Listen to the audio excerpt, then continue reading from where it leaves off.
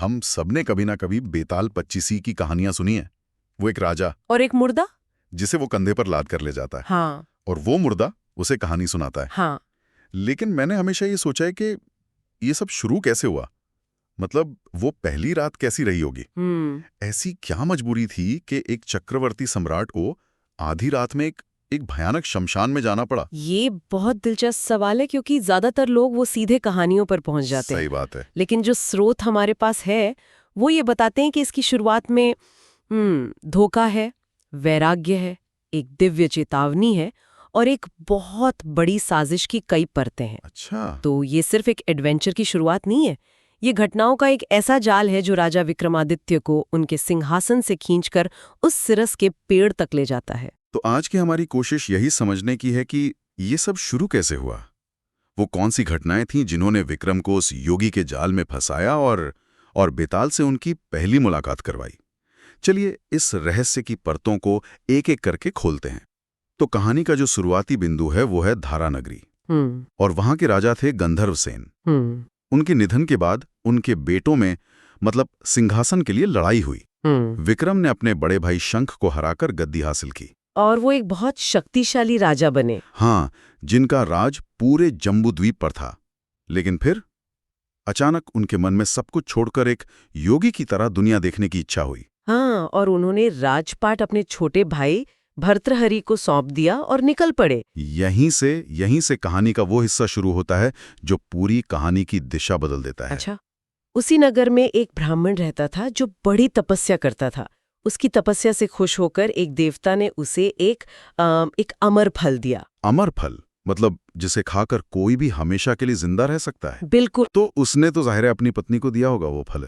हाँ, लेकिन उसकी पत्नी का जवाब बड़ा ही क्या कहते हैं प्रैक्टिकल था। मतलब उसने कहा, हम अमर होकर क्या करेंगे, हम गरीब हैं, भीख मांगकर गुजारा करते हैं, हमेशा भीख ही मांगते रहेंगे, इससे तो मौत अच्छी है। अरे वाह। उसने कहा, तुम एक काम करो, ये फल राजा को दे दो, वो इसके बदले बहुत सारा धन देंगे जिससे हमारा जीवन सुधर जाएगा। ये तो गजब का नजरिया है। मतलब अमरता के ऊपर रोजमर्रा की जरूरत है। बिल्कुल। तो ब्राह्मण वो फल राजा भर्तृहरि के पास ले गया और यहां से वो फल एक ऐसी यात्रा पर निकलता है जो इंसानी रिश्तों की पोल खोल कर रख देता है। राजा ने ब्राह्मण को बहुत सारा धन दिया और फल ले लिया। वो अपनी एक रानी से बहुत प्यार करते थे, तो उन्होंने सोचा कि ये फल उन्हें ही देना चाहिए। और यहीं पर वो ट्विस्ट आता है। हाँ, यहीं पर इंसानी रिश्तों की असलियत सामने आती है। राजा ने जिस रानी को सबसे ज्यादा चाहा, उस रानी का दिल किसी और पर था, शहर के कोतवाल पर। ओहो। उसने वो अमर फल उसे दे दिया। सोचिए, अमरता जैसी चीज भी प्यार के सामने छोटी पड़ गई। और मजे की बात देखिए, वो कोतवाल भी उस फल को अपने पास नहीं रखता। नहीं, क्योंकि उसकी अपनी एक कहानी चल रही थी।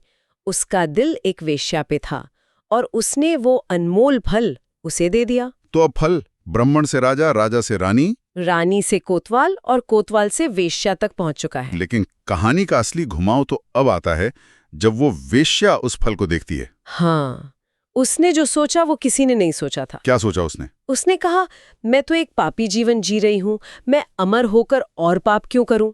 ये तो राजा की योग्य है जो धर्म से राज करते हैं। और वो उस फल को लेकर वापस राजा भर्तृहरि के दरबार में पहुंच गई। क्या बात है। और जैसे ही राजा भर्तृहरि ने वो फल देखा होगा, उनके पैरों तले जमीन खिसक गई। उन्होंने उसे तुरंत पहचान लिया। और रानी से पूछा होगा। हाँ, जब उन्होंने महल में जाकर रानी से पूछा तो रानी ने झूठ बोल दिया कि उसने फल खा लिया है। राजा ने जब वही फल उसके सामने रखा तो सारा सच खुल गया। एक पल रुककर इस पर सोचते हैं। एक राजा जिसके पास सब कुछ था, उसे एक फल ने ये एहसास दिला दिया कि जिसे वो सबसे ज्यादा चाहता है वही उसे धोखा दे रहा है। बिल्कुल, ये सिर्फ एक धोखा नहीं था। भर्तृहरि के लिए ये एक ज्ञान का क्षण था। उन्हें लगा कि ये पूरी दुनिया एक माया जाल है जहां कोई किसी का नहीं है। इस एक घटना ने उन्हें इतना वैराग्य दिया कि उन्होंने राजपाट त्याग दिया, खुद वो फल खाया और तपस्या करने के लिए जंगल चले गए।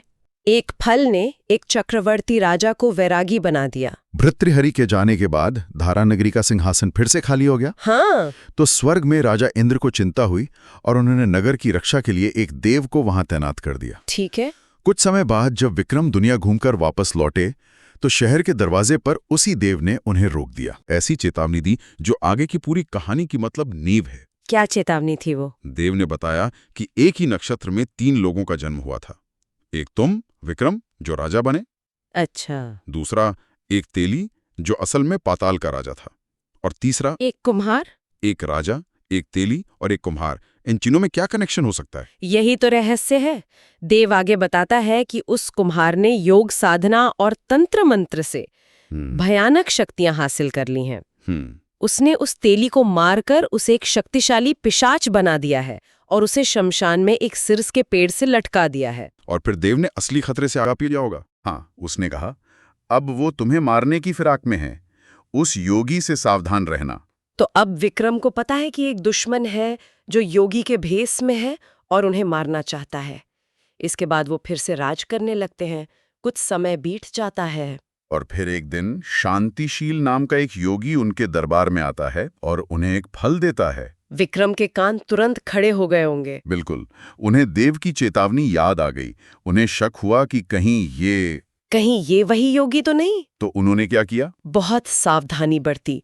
उन्होंने फल लिया लेकिन उसे खाया नहीं, चुपचाप अपने भंडारी को दे दिया। और ये सिलसिला रोज चलने लगा। हाँ, योगी हर दिन आता, विक्रम को एक फल देता और विक्रम उसे भंडारी को सौंप देते।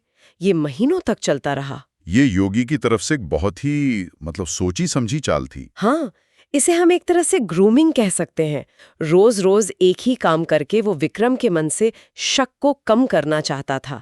वो राजा का विश्वास जीतने के लिए एक धैर्य की परीक्षा दे रहा था। और फिर एक दिन ये राज खुल ही गया। कैसे? राजा अपने घोड़ों के अस्तबल में थे कि योगी वहां भी पहुंच गया और हमेशा की तरह एक फल दिया। राजा ने शायद अनजाने में फल हवा में उछाला और वो उनके हाथ से छूटकर जमीन पर गिर गया। अच्छा। तभी एक बंदर ने झपटकर उसे तोड़ दिया और उसके अंदर से एक बेशकीमती लाल माणिक्य निकला। अरे वाह! उसकी चमक से सबकी आंखें चौंधिया गईं। राजा तो हैरान रह गए होंगे। हाँ, उन्होंने फौरन भंडारी को बुलाकर वो सारे पुराने फल मंगवाए जो योगी ने दिए थे। जब उन्हें तोड़ा गया तो सबके अंदर से वैसे ही कीमती लाल निकले। बिल्कुल। जौहरी ने बताया कि हर एक लाल की कीमत एक पूरे राज्य के बराबर है। तो अब राजा के सामने ये साफ हो गया कि ये कोई मामूली संत नहीं है। हाँ, लेकिन मुझे ये बात हैरान करती है, विक्रम को देव की चेतावनी याद थी। उन्हें पता था कि एक योगी उन्हें मारने की फिराक में है, फिर भी वो उससे अकेले में बात करने क्यों गए? ये एक बहुत अच्छा सवाल है। मेरे ख्याल से ये विक्रम के चरित्र को दिखाता है। वो खतरे से भागते नहीं हैं, बल्कि उसका सामना करते हैं। हाँ, वो जानना चाहते थे कि इस पूरी साजिश की जड़ क्या है। वो उस योगी का हाथ पकड़कर एकांत में ले गए और पूछा, तुमने मुझे इतने कीमती रत्न क्यों दिए? सच बताओ, तुम चाहते क्या हो? तब जाकर योगी ने अपना असली मकसद बताया होगा। हाँ, उसने कहा, महाराज, मैं गोदावरी नदी के किनारे एक महाश्मशान में वीर साधना नाम का एक मंत्र सिद्ध कर रही हूँ। अगर आप एक रात मेरी मदद करें तो मेरा काम पूरा हो जाएगा। और यहाँ उसने अपनी शर्त रखी। हाँ, और शर्त भी ऐसी जो किसी को भी सस्पिशियस बना दे। उसने कहा, भादो महीने की अंधेरी 14 की रात को आप अकेले हथियार लेकर मेरे पास आना। यहाँ हर शब्द पर ध्यान देना जरूरी है। शमशान, हाँ, जो योगी की सबसे शक्तिशाली जगह है। अंधेरी रात, जब बुरी शक्तियां सबसे ज्यादा ताकतवर होती हैं। और अकेले, ताकि कोई बचाने वाला ना हो। ये साफ साफ एक जाल था। लेकिन विक्रम तो विक्रम थे। उन्होंने चुनौती स्वीकार कर ली। जब वो तय रात को शमशान पहुंचे तो माहौल बेहद डरावना था। योगी एक हवन कुंड के पास बैठा था। उसने विक्रम को अपने पास बिठाया और फिर उन्हें वो काम सौंपा जिसके लिए ये सारा जाल बिछाया गया था। और वो काम था? उसने कहा, यहां से दक्षिण दिशा में 2 कोस दूर एक और शमशान है। वहां एक सिरिस के पेड़ पर एक मुर्दा लटका है। तुम जाओ और उसे मेरे पास ले आओ। यही वो काम था जो विक्रम को बेताल से मिलवाने वाला था। अब विक्रम का असली इम्तिहान शुरू होता है। वो उस दूसरे शमशान की ओर चल पड़ते हैं। और रात भयानक है, मूसलाधार बारिश हो रही है, चारों तरफ भूत प्रेत चिल्ला रहे हैं। हाँ, और जहरीले सांप पैरों से लिपट रहे हैं। ये माहौल किसी के भी दिल में डर पैदा करने के लिए काफी था। इसके बावजूद विक्रम आगे बढ़ते रहे। जब वो सिरस के पेड़ के पास पहुंचे तो उन्होंने देखा कि पेड़ जड़ से लेकर चोटी तक आग की लपटों में घिरा है। तब इन्हें यकीन हो गया होगा। हाँ, तब उन्हें पूरा यकीन हो गया कि ये उसी योगी का मायाजाल है जिसके बारे में देव ने चेतावनी दी थी। लेकिन वो डरे नहीं, वो पेड़ पर चढ़े और अपनी तलवार से वो रस्सी काट दी जिससे मुर्दा लटका था। और जैसे ही मुर्दा जमीन पर गिरा, वो बच्चों की तरह दहाड़े मारकर रोने लगा। राजा को आश्चर्य हुआ। वो नीचे उतरे और पूछा, तू कौन है? और बस इतना पूछना था कि वो मुर्दा खिलखिलाकर हंस पड़ा और पलक झपकते ही वापस उड़कर उसी डाल पर जा लटका। ये उस अलौकिक शक्ति का पहला प्रदर्शन था। हाँ, मतलब विक्रम को ये बताने का तरीका था कि तुम्हारा सामना किसी साधारण दुश्मन से नहीं है। ये एक माइंड गेम था, ये देखने के लिए कि क्या राजा डर कर भाग जाएगा। लेकिन विक्रम ने हार नहीं मानी। वो दोबारा पेड़ पर चढ़े, रस्सी काटी और इस बार नीचे गिरने से पहले ही मुर्दे को कसकर अपनी बगल में दबा लिया और उसे लेकर योगी की तरफ चल पड़े। जब वो कुछ दूर चले तो वो मुर्दा अचानक बोला, क्या बोला उसने? मैं बेताल हूं, तू कौन है और मुझे कहां ले जा रहा है? विक्रम ने जवाब दिया, मैं राजा विक्रम हूं और तुझे उस योगी के पास ले जा रहा हूं। और तब बेताल ने विक्रम के सामने वो शर्त रखी जो बेताल पचीसी की आत्मा है। क्या थी वो शर्त? शर्त बहुत सीधी थी लेकिन बहुत मुश्किल। बेताल ने कहा, राजा, ये रास्ता लंबा और खतरनाक है। मैं तुम्हें एक कहानी सुनाऊंगी ताकि रास्ता कट जाए। लेकिन कहानी के आखिर में मैं एक सवाल पूछूंगी। अगर तुमने जवाब जानते हुए भी मुंह नहीं खोला तो तुम्हारे सिर के टुकड़े टुकड़े हो जाएंगे। और अगर तुम बोले तो मैं वापस इसी पेड़ पर जा लटकूंगी। क्या जबरदस्त जाल है। या तो चुप रहकर मरो या बोलकर अपनी मेहनत पर पानी फेर दो। बिल्कुल।